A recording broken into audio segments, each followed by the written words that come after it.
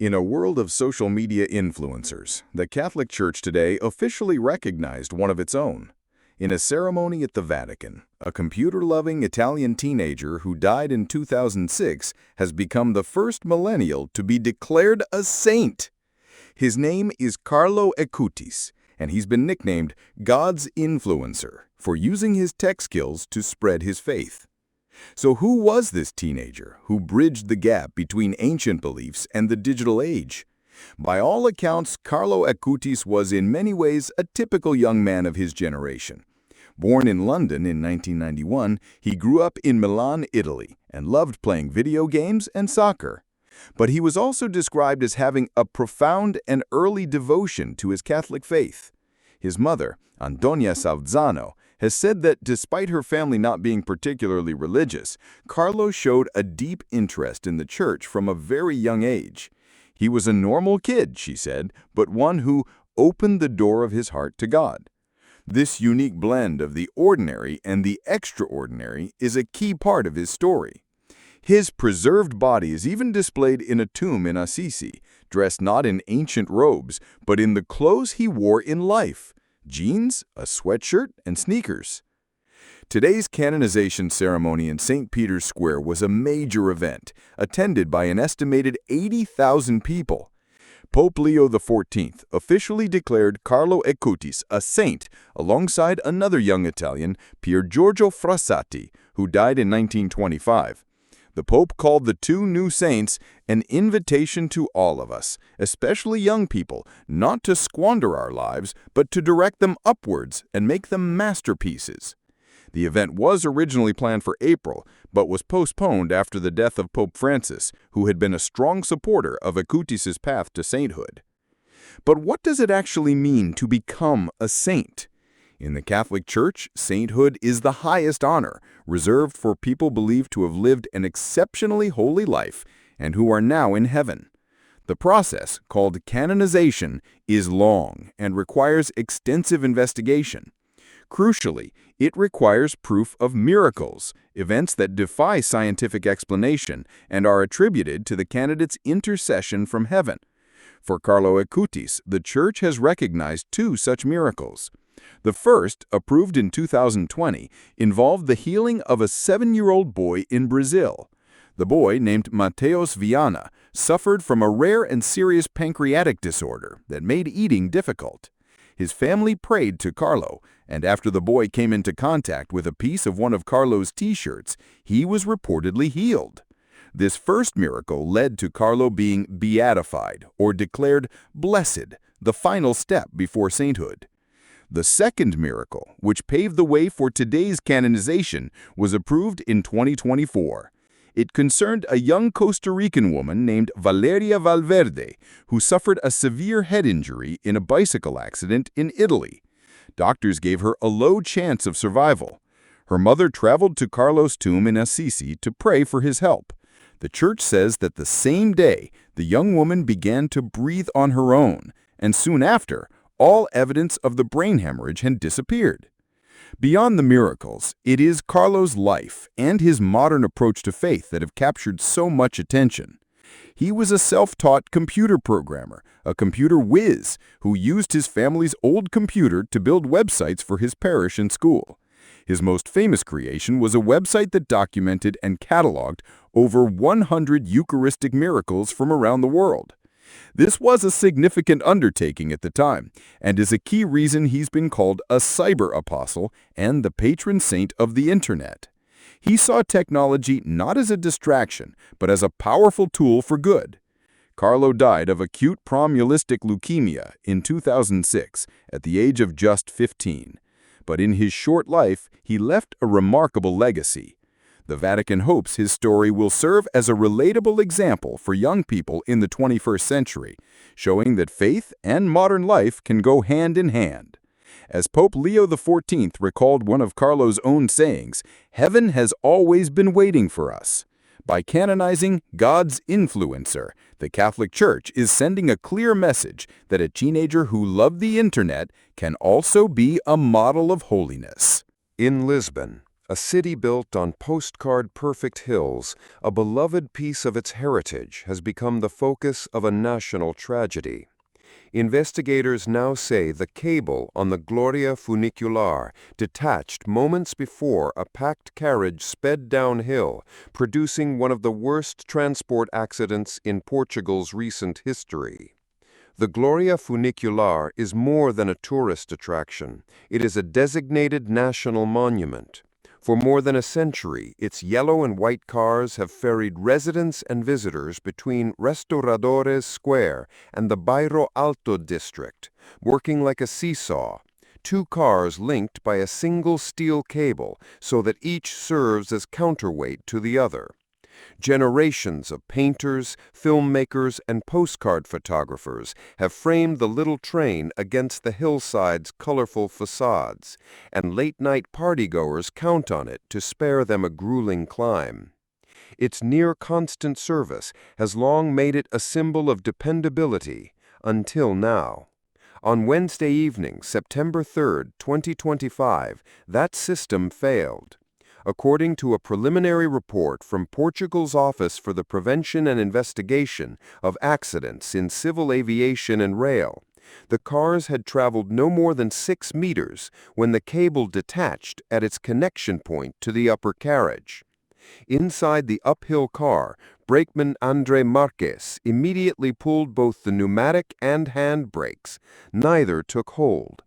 Investigators say the braking system was never intended to stop a moving carriage without the restraining force of the other car. Over the next 50 seconds, the unbalanced carriage accelerated to roughly 60 kilometers per hour, about 37 miles per hour, before leaving the rails and plowing into a nearby building. Witnesses described the runaway car as speeding like a bullet and the impact as brutal. Passengers in the lower carriage, just starting its ascent, watched helplessly as the other car thundered past. The crash killed 16 people and injured 23 more. 5 remain in critical condition. The victims include 5 Portuguese citizens and 11 foreign visitors from the United Kingdom, Canada, South Korea, the United States, France, Switzerland, and Ukraine. Among them were Dr. Heather Hall, a 51-year-old American academic in Lisbon for a conference, the brakeman, André Marques, and former volleyball referee Pedro Manuel Alves Pindade. The mix of nationalities underscores how central the Gloria line is to both local life and tourism. Maintenance records have quickly come under scrutiny. A routine visual inspection was carried out on the morning of the crash and found no anomalies. Crucially, investigators note that the part of the cable that failed is not visible without dismantling. The cable had been in service for 337 days of its expected 600-day lifespan, and the operator's maintenance schedule was up to date.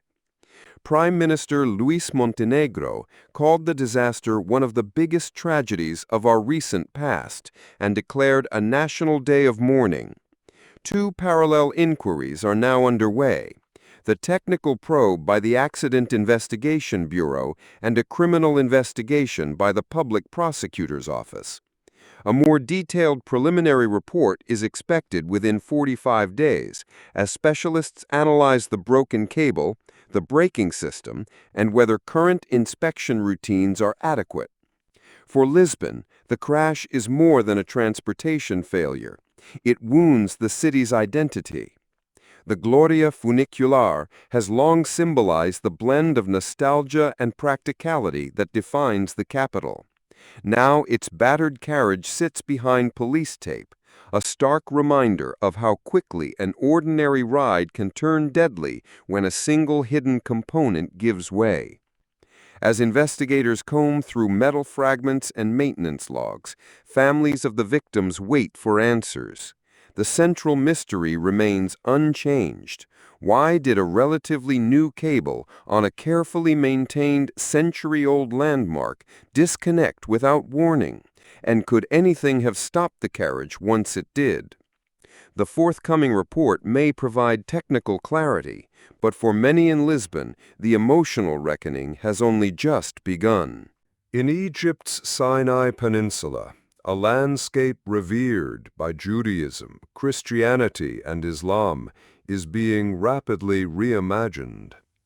Mount Sinai, known locally as Jabal Musa, the mountain where Moses is believed to have received the Ten Commandments, now sits at the heart of a state-backed makeover, the Great Transfiguration Project.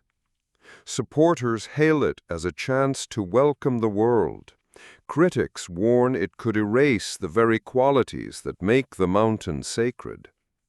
For thousands of years, pilgrims have traveled here seeking silence and awe, not shopping malls.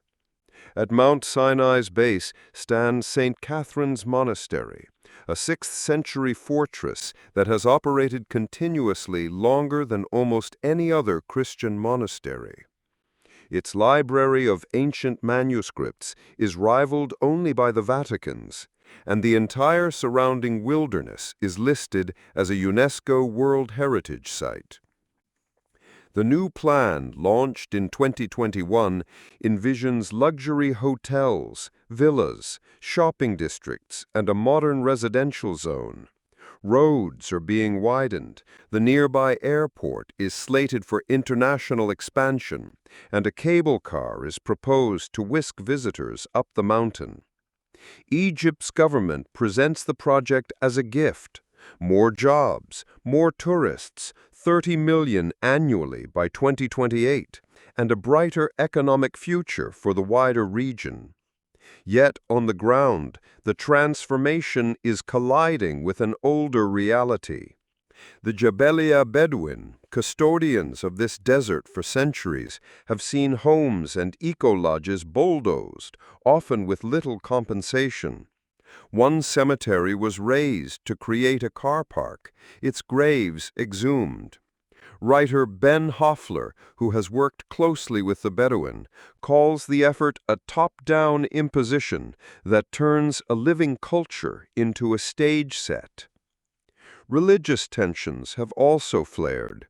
In May 2025, an Egyptian court declared the land under St. Catherine's Monastery state-owned, granting monks only usage rights. The Greek Orthodox Church and the Greek government condemned the ruling as a threat to one of Christianity's holiest places. Although Egypt's president later pledged to protect the monastery's status, the dispute remains unresolved, complicated by an internal power struggle among the monks themselves. Environmental worries compound the controversy. UNESCO has repeatedly urged Egypt to pause construction and file a conservation plan, warning that new roads and buildings scar the plain of El Raha, where, by tradition, the Israelites camped.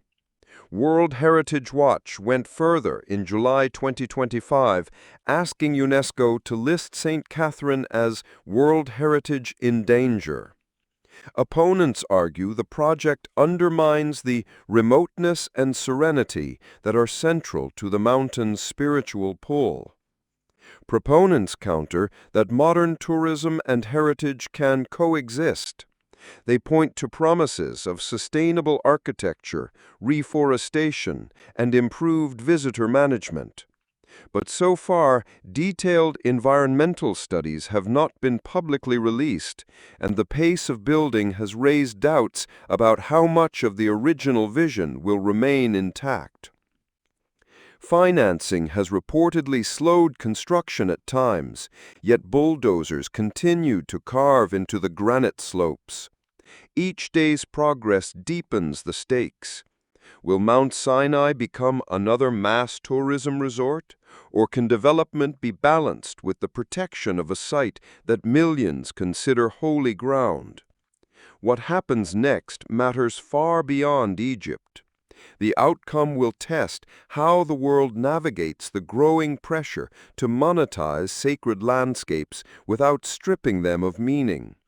For the Jabelia Bedouin, for monks safeguarding ancient manuscripts, and for pilgrims who still climb before dawn to watch the sunrise from the summit, the answer will determine whether Mount Sinai remains a place of revelation or becomes just another stop on a tourist itinerary.